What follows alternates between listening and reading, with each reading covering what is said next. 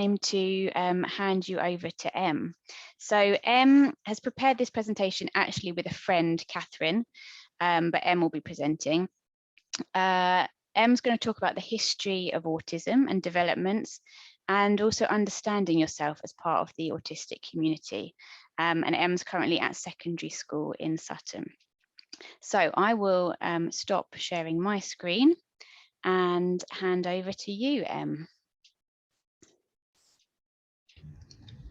Good morning and happy Autism Awareness Day.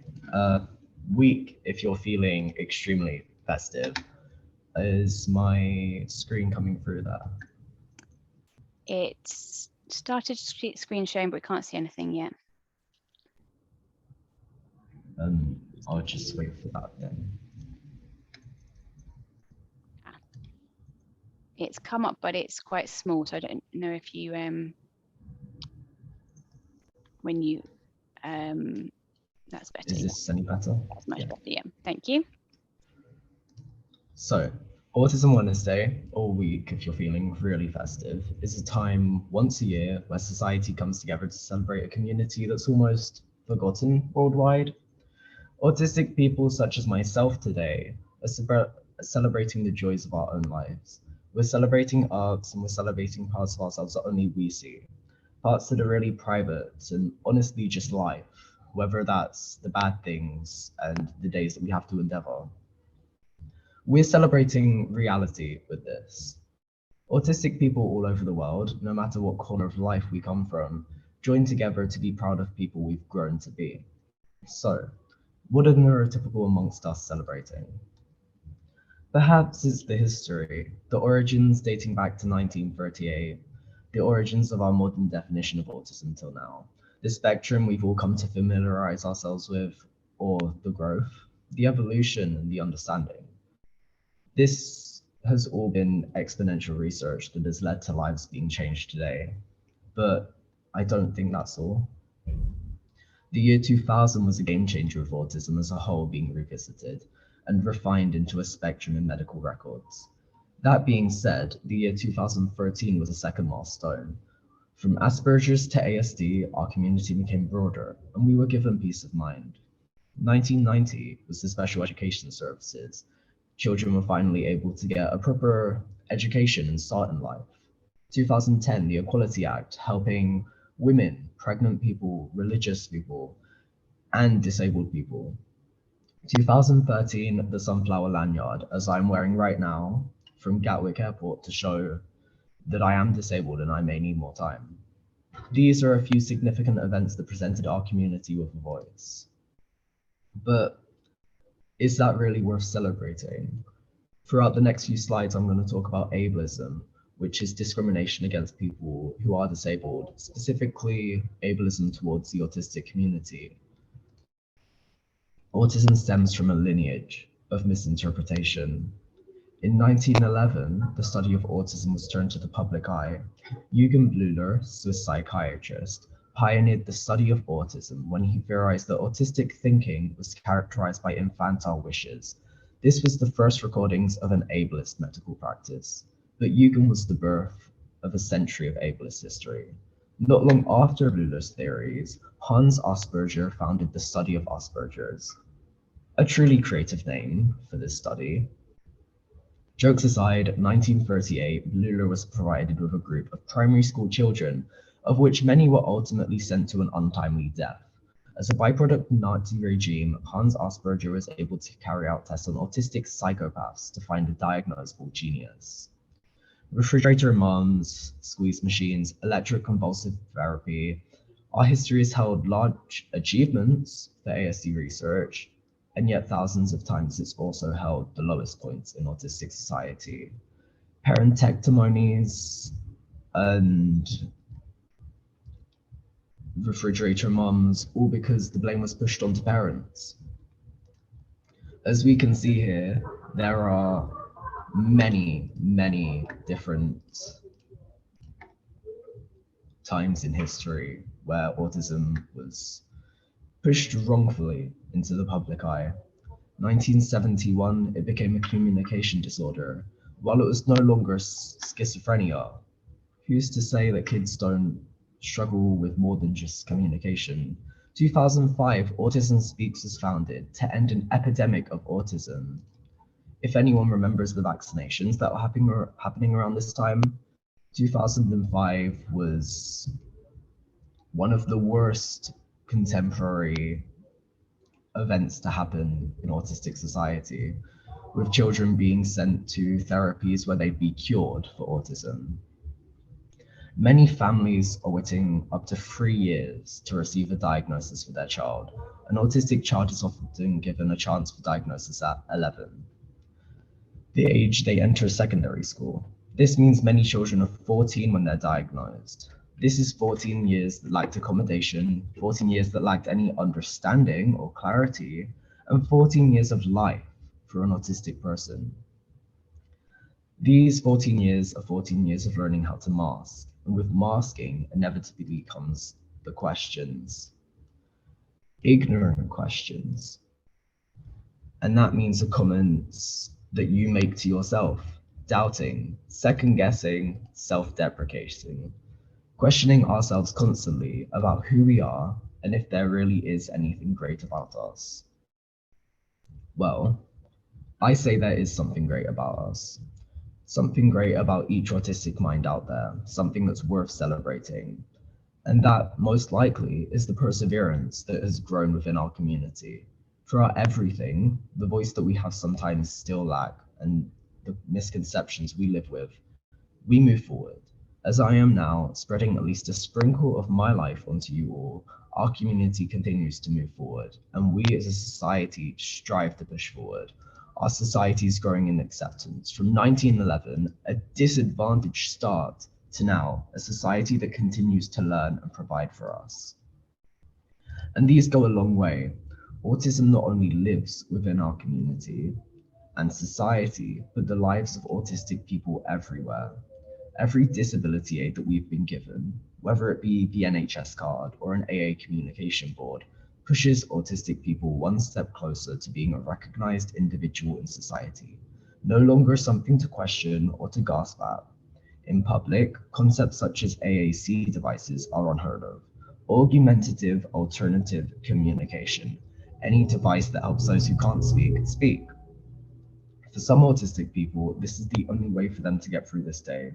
To keep pushing forward means to introduce aids like this into society. Schools still fail to see the use behind some of these. Often, AAC usually is unheard of or in the classroom and frowned upon. Children are often bullied by other children for using AAC devices, or even devices that just say, "Hey, I'm struggling right now." It's challenges like this that we need to push past. For an autistic person, AIDS make us something we've always been fighting for, independent. Something as simple as understanding what ASD is revolutionizes our understanding of ourselves as well.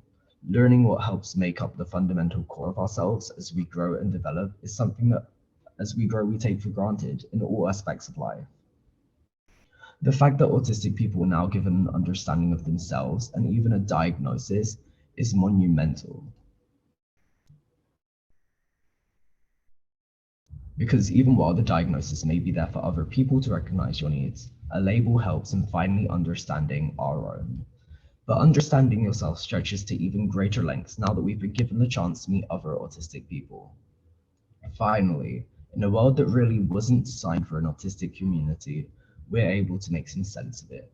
We're able to connect with new media showcasing characters and stories that see the world in a completely alien way to everyone else, but a way that makes so much sense in our society. Even in our schools, we're given a new understanding of what support for an autistic student should look like, with pastoral teams that truly care and try to develop their understanding. Even if the classroom isn't the greatest place, there's always a team standing behind us. It's monumental everyday things like this that make today worth celebrating. Autism is different for everyone though. If life is a journey down a path, I suppose we could call autism a river. For everyone, it's different. Extremely slow, extremely fast, bumpy or smooth, but it's never exactly the same. It carves out the structure of a story that envelops your life.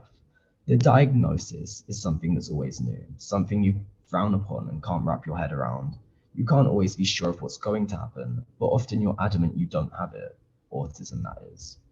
Something different that changes your perspective on life until you're told of what great things autistic minds accomplish, how Einstein was probably autistic, or that we each come with our own little special interest. Or that's what we're told. I worked on this presentation with my friend Katherine, who said to me, sometimes things aren't that glorified. And that's exactly right. We're not always told about the little things that can throw us off trajectory. We can't always explain the desire or inability to do things. A pencil could fall on the floor and that would be the end of the world. It makes you weird. The bad kid. The kid that needs to go to isolation or detentions. That's not what we're told when we're tested. We're not told that things will always have hardships as well as things that make you great. And our society isn't always told either. Society isn't always told that anxiety usually runs rampant through autistic minds.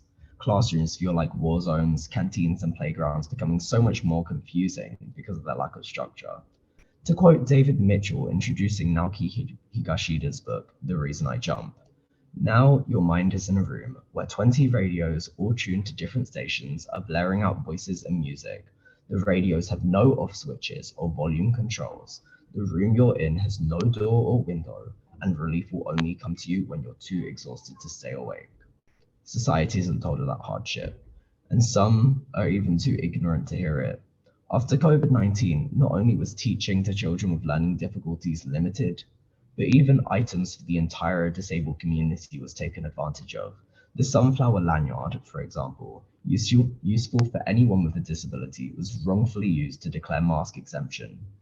It's not only the differences that we fail to recognize in each other, but the conduct which has been lacking. As an autistic person, life feels as if it has you in a chokehold every day. It's not unusual to feel tired or burnt out. It's not unusual to feel uncomfortable or distressed. But if, as I said, autism is a river rather than a path, and each different hardship is another rapid barreling down your channel, then maybe each different milestone we reach as a society counts as another lifebuoy to ease us along our adventure. Things may not always get easier or more comfortable,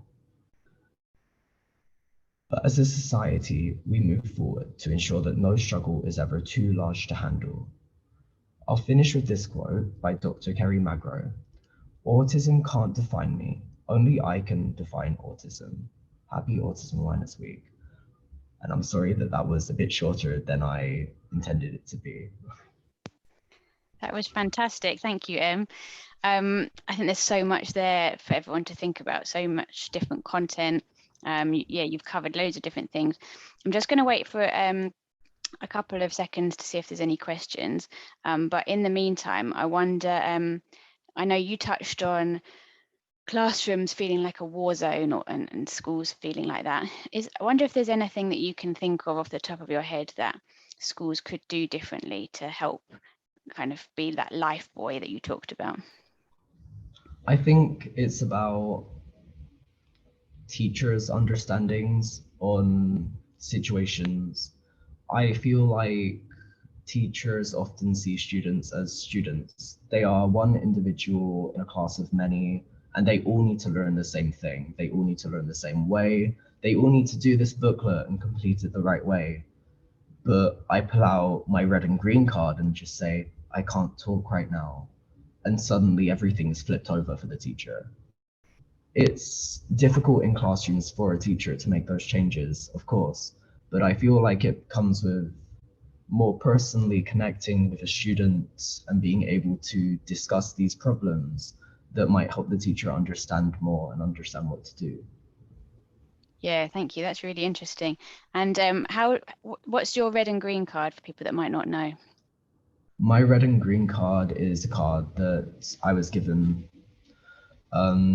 after I got my diagnosis because I struggle speaking sometimes. I struggle with feeling comfortable and able to. Not necessarily that I don't want to answer the question or I'm not working. It's just I have the answers and I can't vocalize them. So I'll keep a red and green card on the table. Green being flipped up means I'm able to talk and I want to raise my hand right now. And red being, please don't pick on me right now because I cannot vocalize to you. Yeah, and that can be really powerful, that visual tool, can't it? Thank Yeah, you. definitely. Louise, are there any questions in the Q&A? I don't think I've seen any come in, not at the moment. Okay. Anything else, and anything you wanted to ask? No, I just thought it was really interesting. It's always really interesting to hear about, you know, how autism is for different people. So thank you for that presentation. Yeah, thank you very much.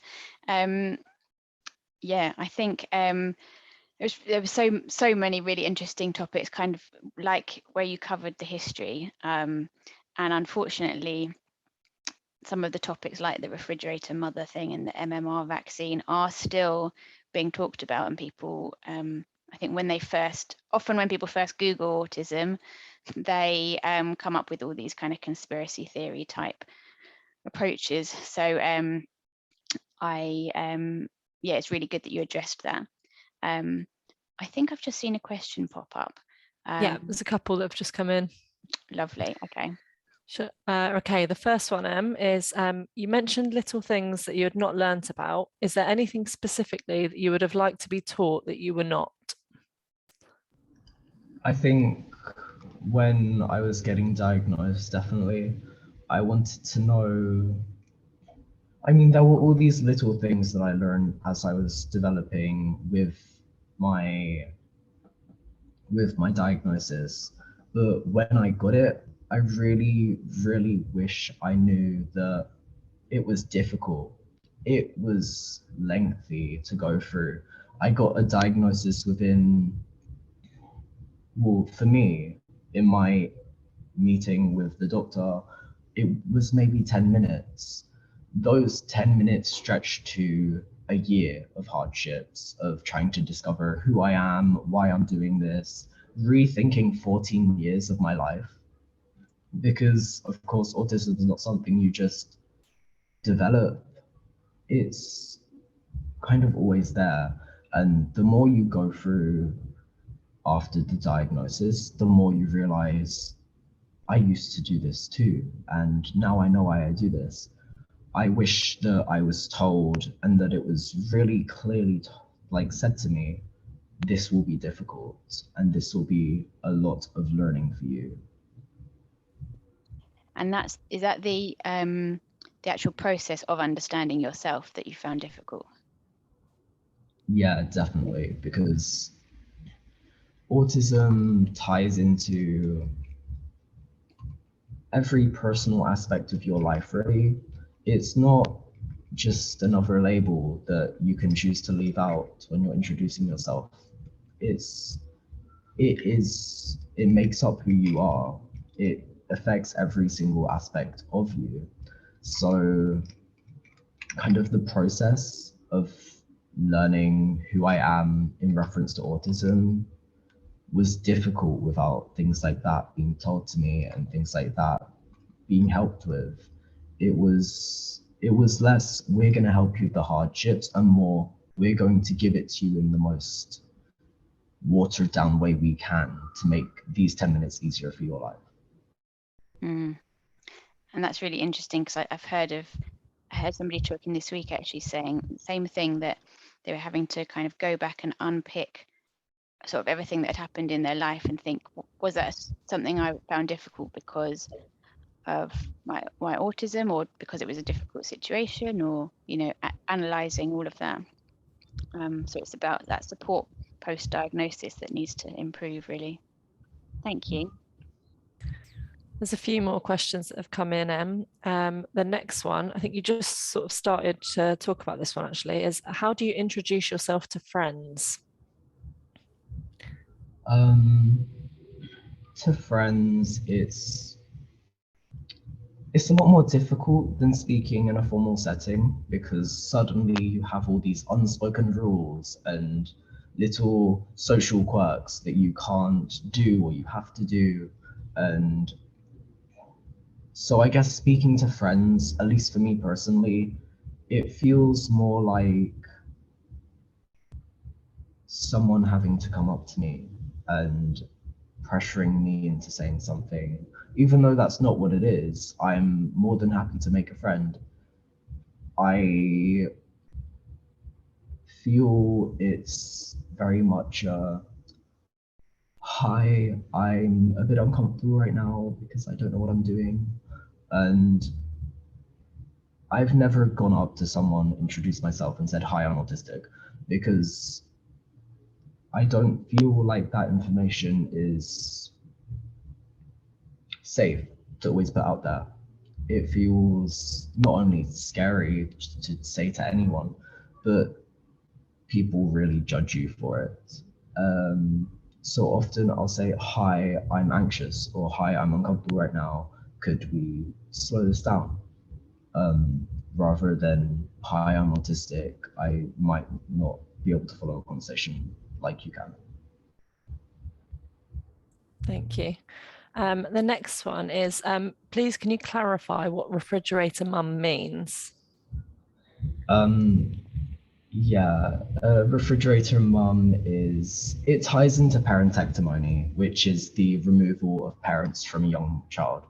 Um, a refrigerator mum was coined in maybe 1960s, and it basically means a mother that neglected her child so much that they became autistic.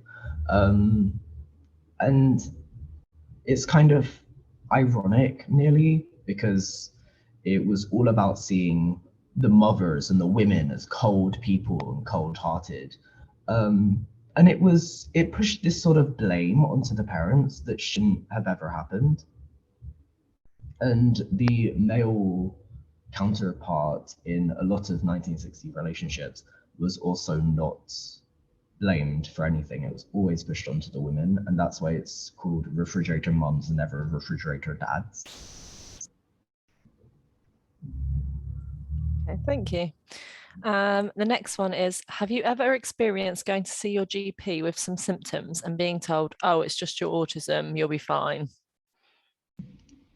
Never with my GP, but I have with other supports, especially mental health supports there, which I guess does make a bit more sense, but it also feels like a lot of stuff is pushed off and brushed away because you're autistic, we've done everything we can.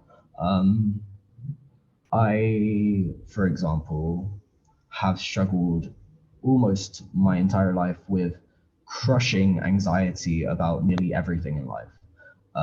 Coming onto this Zoom call, I felt like I should just walk out this classroom because it was difficult. I thought I was going to do something wrong and mess up,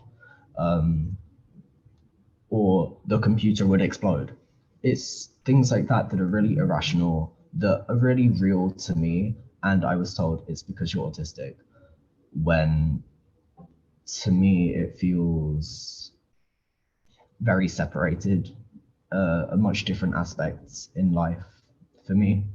Um, Things do happen in GPs where they've told me it might be because you're autistic.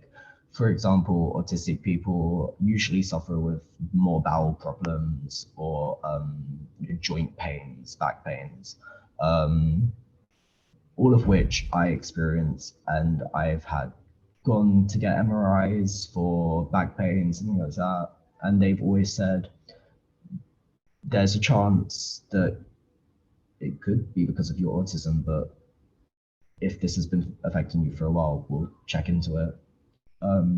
I feel like it's more a problem with the mental health department rather than GPs, although I know of people that have been turned down by GPs because they have been autistic.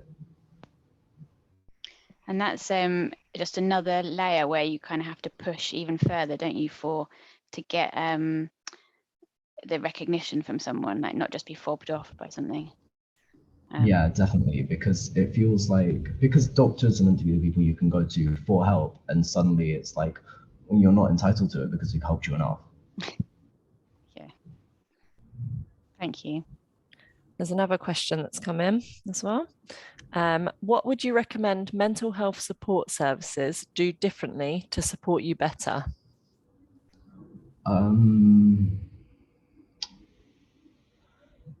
For me personally, I know that autism presents itself differently in everyone with autism.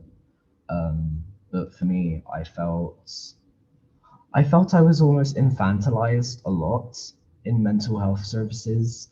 And then it was seen as, and then when I had said, oh, I understand what's happening, we can hurry up the pace a little bit, obviously not like that, but